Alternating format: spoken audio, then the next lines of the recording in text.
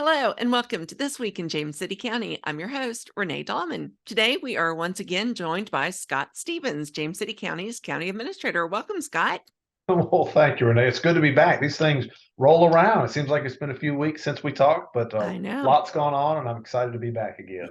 Very good. Yeah, I have no idea where May went. It was Boy, me April and either. now, yeah, it's crazy. That's exactly right. I do hope everybody had a great Memorial Day weekend. I think those are good breaks for us and recognition and remembrance kinds of things. And so I hope folks were able to get out and enjoy that.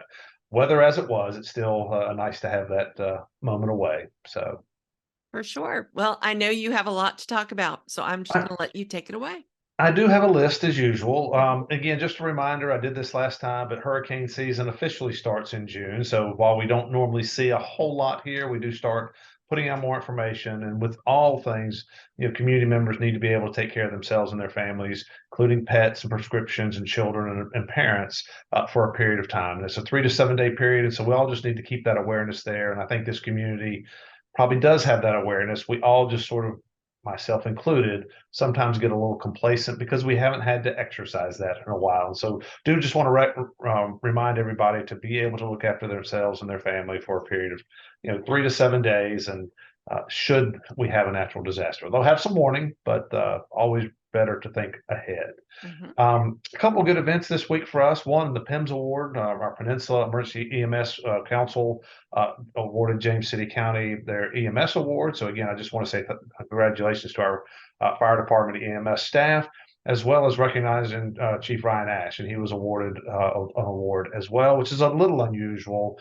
But I will say, based on conversations with our department, with our medical doctor that oversees our EMS staff, the service we are providing to the citizens at their home or wherever we interact with them on an EMS basis, I think is far superior to what's going on in a lot of places. And I just want to commend the department and Chief Ash for getting us there. It takes a lot of time and effort. I want to thank our board for the support because it's coming to them for money and resource. But somebody's got to have the idea and implement it. And I do think it speaks very well to what is going on here in James City County. So I'm excited about that and delighted they received that award the last week. We also received another award with our National Association of Counties. Is really into our comp plan development and really the outcomes. And again, just the uniqueness, the modeling, the forward looking, and those kinds of things. There's a ton of time and effort that's gone into that, from our planning commission members to the public involvement to our staff and to our board of supervisors. And again, it's nice to be recognized nationally for things that most every community is doing some version of, yet ours is really touted as one of the best out there. And so I just am proud of our staff and their desire to push us forward and be on the cutting edge of best. And so that's always a good thing for us. And then finally, I do want to announce this. We did announce Police Chief Mark Jamison. He's the current deputy in Lynchburg. Really excited to have Mark become part of our community. Again, he's excited to be coming. We'll have that in the July timeframe and more to come on that. And then I always want to say thank you to Tony Dahlman. He has stepped in at a time during this interim role and has done a phenomenal job. And we'll have more on that later. But again, I think for our department and moving forward, we're headed in a good spot. As I get into Board of Supervisors meetings, seems like they've met a couple times this past month. A lot of activity there as well. At their May 9th meeting, their public hearing, talked about the change in the density calculation for residential development. And our board has been very concerned with managing the growth. The real change there is not letting a whole acreage, say 100 acres, be calculated for residential density. It's taking out what's not developable. So if there are wetlands or RPA areas that aren't developable, this change sort of takes away that part of the land as part of the density calculation. So I think that That will, what's an yes. RPA? Oh, resource protection area. Everybody doesn't know what RPA is. Is that right, No. Renee? Well, thank you for that. Yeah, don't let me get too far into the acronym land. But Yeah. I do think the intent of the board is to make sure that the development densities are what we really expect here. And going forward, I think you'll see that impact in future years. So these changes sometimes take a long time to manifest themselves. But again, I think that's a good change for our community. And the board thought so as well. There's also been, and I've read just, I guess, statewide and others, a real increase in vape and smoke shops. They just seem to be popping up everywhere. We've had a few in James City. Our board did adopt an ordinance amendment to limit some of where they can be located, trying to keep them certain distance from schools, churches, other things, and just trying to have a little more control over where they locate. Not that they can't come, but just trying to make sure that we feel like they're in a place that seems most appropriate. That was part of a public hearing and then action by the board at their May 9th meeting. And then they did hear or approved 4 park master plan amendments. That is taking the community's input. It's working with our staff versus consultants, and our staff's done a great job of sort of keeping our plans for our parks updated. These 4 master plan amendments were Chickahominy Riverfront Park, related to Jamestown Beach Event Park, Upper County Park, and War Hill Sports Complex. Note they weren't significant changes. It was just some minor modifications of moving amenities around on the parks. And again, it provides a guide for us going forward. Doesn't mean it all gets built, but as our Parks and Recreation Department is developing their capital requests for projects, they will look to these park master plans as things that the community has indicated a desire to have. And so that will sort of guide our actions. Big news for me on the May 9th was the approval of our FY24 budget. As a county administrator, that's a really big part of what we do, work to get that done. It's $330 million for FY24. Our general fund portion, or our tax portion of the budget, is $231 million, represents about a 6.5% increase in our overall operations. So that's pretty much in keeping with inflation and other things. The overall budget increase is around 42%, and that's really driven by a couple big building projects. Pre-K for the schools are funded this year, so all that money shows up one year, and a replacement of our general services building is funded as well, and that shows up this year. So that's why the increase looks significant this year. It's because of the way the funding flows for these 2 building projects. Again, no tax increase, modest fee increase in parks and recreation fees, and then we did increase our ambulance transport fees really to match the Medicare rate. So not significant there, but just trying to keep up with what is going on in the world around us. Big discussion during the budget process was school funding. We had a lot of conversation over how much, a big push on the school division side of trying to make sure we're paying our teachers, retaining our teachers, and being able to attract new teachers. And so we had talked about percent increases for them. The request to us was close to $8 million for the school division, which is a significant increase. What we had recommended, or what I had proposed, was $4 million. With an additional $2 million in a contingency fund, and really that 2 in the contingency is because the state still is expected, and may or may not, but expected to take action in late June that might provide more funding for some of the positions we currently fund. And so rather than give it all to the school division up front, we tried to hold some back so that we could use it for other county needs if the state comes through with the funding. But what we've done with the contingency and $2 million and $4 million provided to the school division does allow them to move forward with issuing their contracts. It does allow for them to offer a 7% pay increase to their staff. And I think our superintendent felt that was a reasonable place to be. More would have been nice, but I think she thought that was at least would keep us a little ahead of some of the surrounding districts in trying to recruit and retain staff here. And then finally, they did approve the board our application for a CDBG grant, really related to the paving and some drainage improvements along Moses Lane. And CDBG, it means what?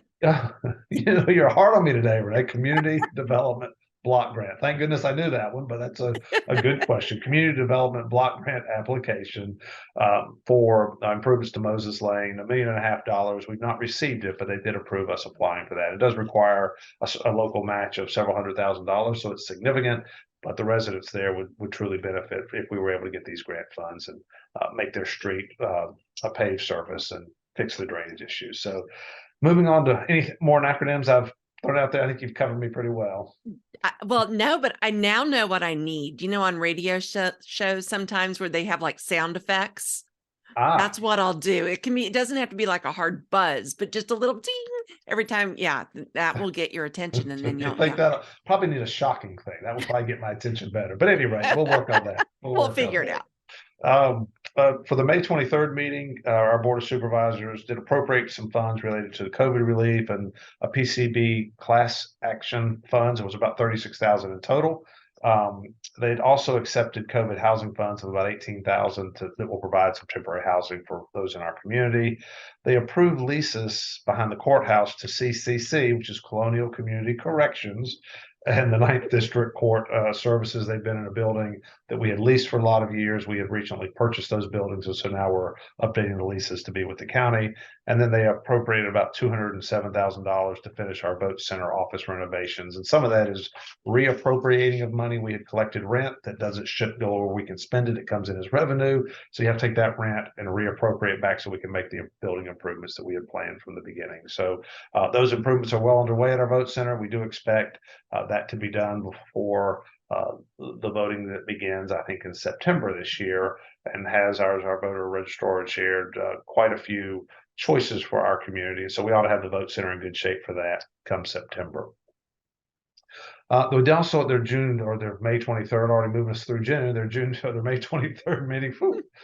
They did have a joint meeting with our planning commission members, discuss scenic roadway protection and how to sort of maintain that look along Forge Road and some other scenic corridors within the community, and then short-term rentals, and a couple hours discussion on both, and at least a little bit of direction to our planning commission of what the board would like to see. They're just hard topics, both of them. It's not what works in one property or one street doesn't necessarily work in another in terms of the outcomes, and same with short-term rentals. Some of what goes on is very easy and straightforward, and then other issues are not quite as straightforward. So more to come on that, but a good discussion there.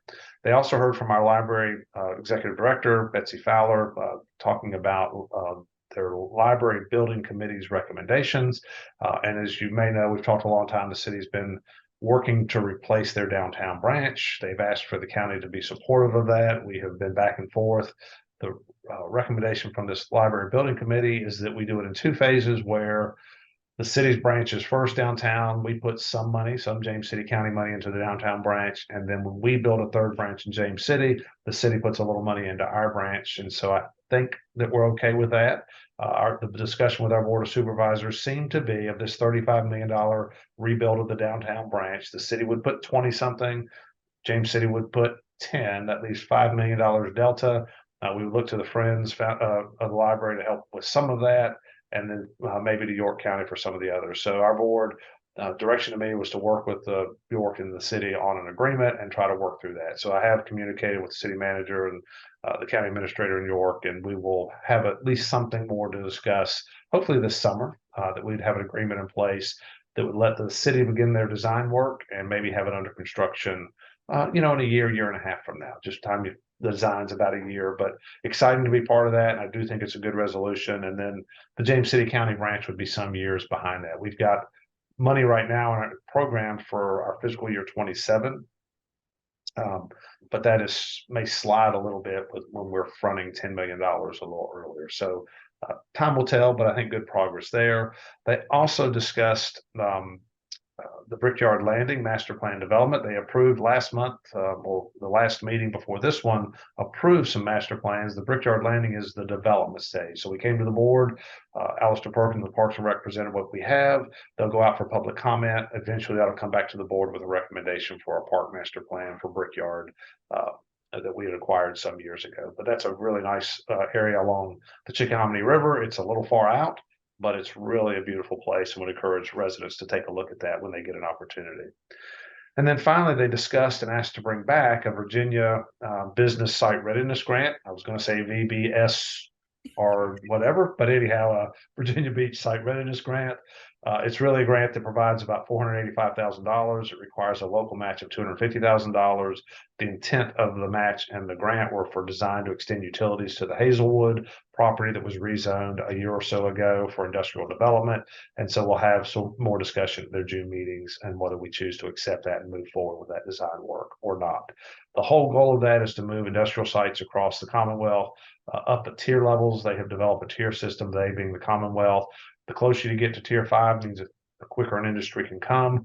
If these utility plans were approved, it doesn't do the utility work, but the designs would be completed, it would move it to a tier 4, which means when you have business prospects, they are usually really ready to go. And the closer you have a site ready for development, the more likely it is that site would work. So that is the emphasis behind the state funding and local funding of trying to do that here in James City. Anything else on the meetings? You pay attention to the meetings, Renee. That's all I had to cover. Anything you want to clarify or point out? No, I think that's about it. Okay, well, very good. Well, a couple other things I would mention. We haven't talked about the government center in a while.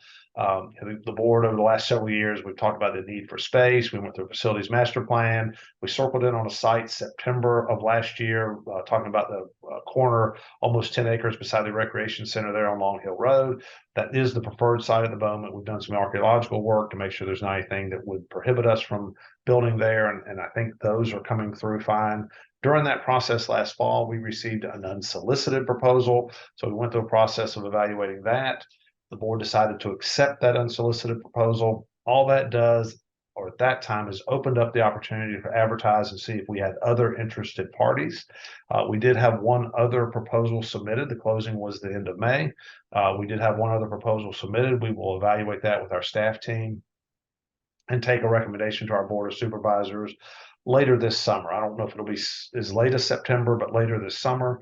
And then we would move. How do we decide which one to move forward with, or do we move forward with either? We're not committed at this time, other than we know there's a need for the space, and having somebody else do some of the work to get us through that evaluation process, I think, is beneficial to the county. So more to come on that, but just so you know, it's still out there. There's still activity. It's just sort of in the background for the next few months.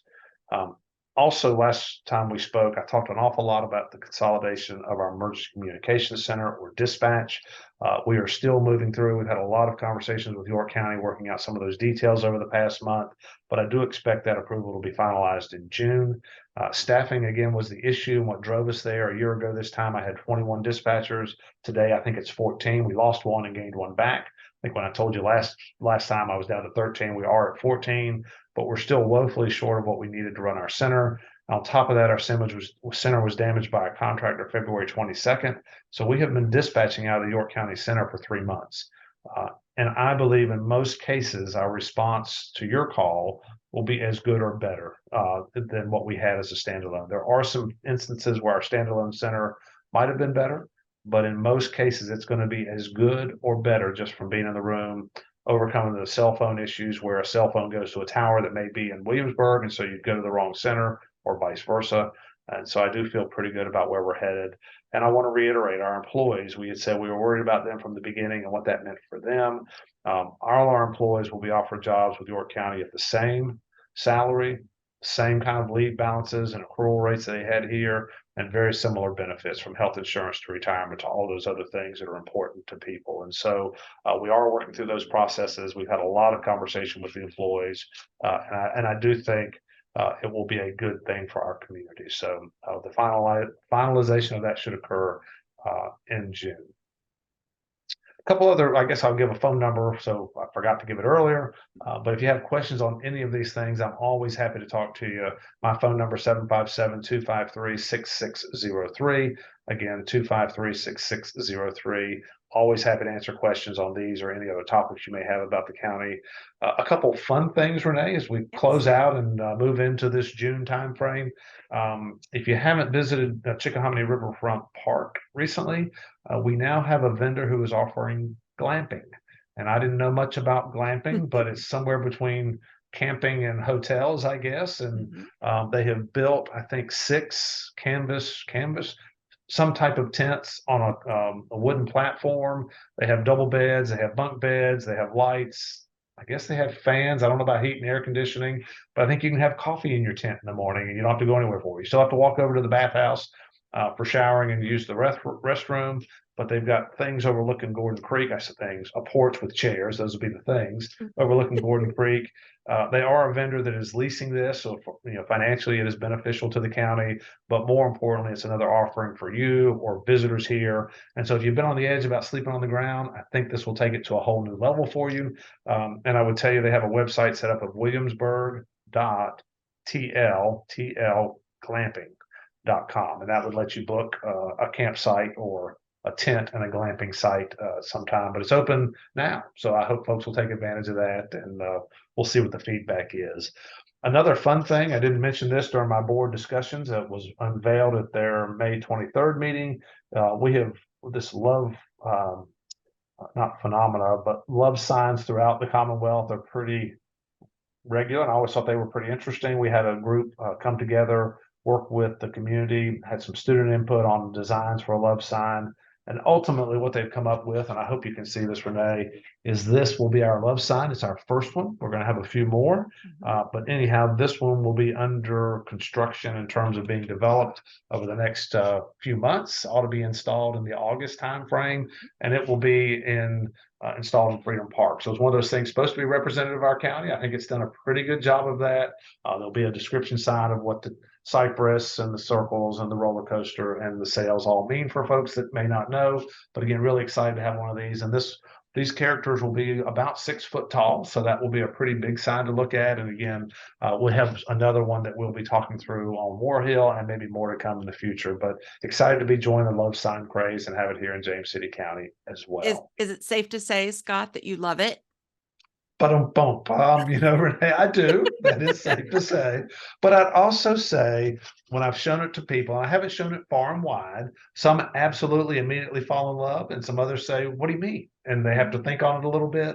But I would tell you that's what I have found with public art in general. Absolutely. It appeals or hits each of us differently. So if this one's great for you, great, it's coming. If you're not quite as excited about it, well, wait till the next one. You can be excited about that. So more to come, but I do think it's nice to have that out there. Part of it is for us, it's for our visitors, and hopefully folks will enjoy taking photographs with it and passing it on to others and have that memory of James City.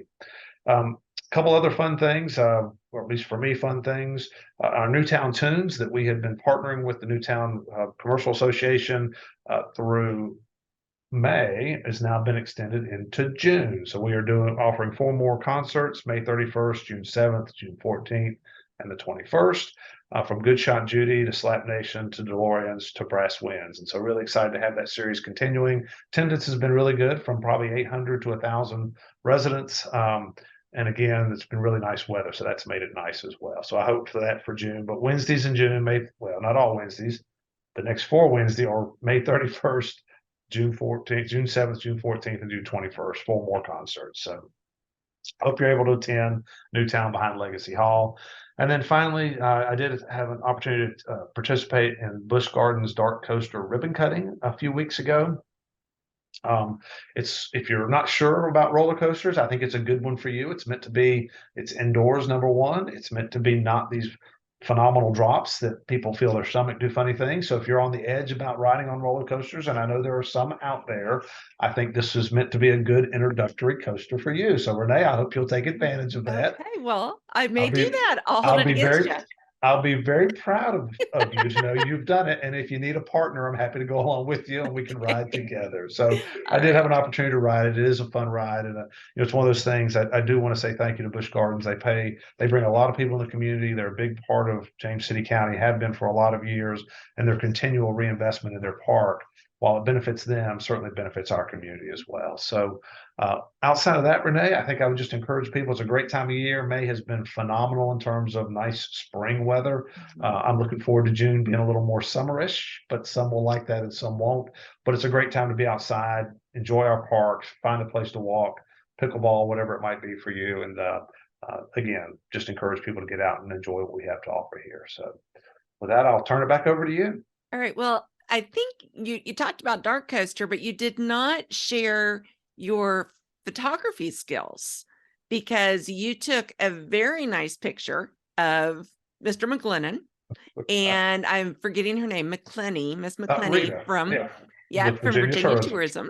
Yes. And they had just finished riding the ride, and it was obvious that they had a great time. And we posted that on social media, and everyone loved it. Well, that doesn't speak to my camera abilities. It speaks to Apple and their ability to make folks like me able to take pictures that turn out all right. So, but I'm glad the response was good. And again, I think most have enjoyed the ride. It's not if you're a Griffin lover, it might not quite meet that. But I think for those that aren't quite ready to jump on the Griffin out there, this is a really great addition to the park. Okay, well, maybe we should start to have you do a review of all of the rides on each podcast. Well, I'm happy to try to put that on the list today, because I do like roller coasters. Well, good. You live in a great place. Absolutely. Yep. All right. Well, Scott, once again, thank you so much. You always do such a great job summarizing a lot of information in a quick, short period of time. And I know we appreciate it. So thank you. Absolutely. Well, that wraps up this episode of This Week in James City County. Thank you so much for tuning in. As always, please go to our website. We're at jamescitycountyva.gov/podcast. And when you're there, you're going to find all of our shows, all of our everything that we do with the podcast. I just tripped over myself there, but you're also going to find a form. And on that form, you can give us feedback, show ideas, comments, critiques. We would love to hear from you. It makes us so excited whenever we get an email about the show. So please feel free to let us know what you think. And other than that, please be sure to subscribe. That way you will be sure to never miss an episode. And how many times have I said be sure here in this end? I'm not quite sure, but a lot. So once again, thank you so much. And we will talk with y'all next time.